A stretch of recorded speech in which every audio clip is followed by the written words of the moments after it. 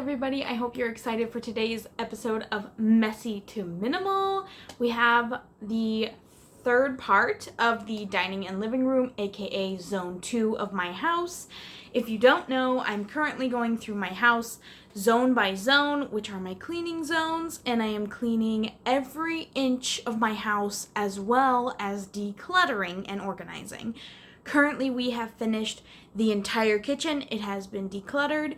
With our first pass through of the house, we have done the first and second half of the dining room, and today is the first part of the living room / playroom, and it is also part 3 of zone 2. So today we will be tackling this room, this shelf, and all of the toys. That's the plan for today. So I've got some big goals and big ambitions for this, so I'm not 100% sure how much I want to do. Ella's birthday is Thursday this week, and we're having a party on Friday, so my plan is to get rid of a decent amount of toys so that we have plenty of room to bring in the new toys. Speaking of new toys, she got this wooden kitchen from her great uncle that was delivered the other day, and our plan is to put it together for her on Wednesday night so that Thursday morning when she wakes up, she can come and see her new kitchen. So I'm just going to leave that box there for right now. Obviously, they don't know what it is because they're just kids. They're just babies. They don't know. So I'm going to leave that, and we're going to address the rest of this. You might remember from my kitchen organize that I found all of these bins with lids on top of my cabinets that I forgot about from when we moved. So I'm going to be using those bins to help me tackle the cubbies and make the cubbies more cohesive. I'm also going to grab my label maker really quick. But first things first, let's get started with the shelves and work our way down. I just realized it wasn't recording this whole time, but I already took the movies off the shelves.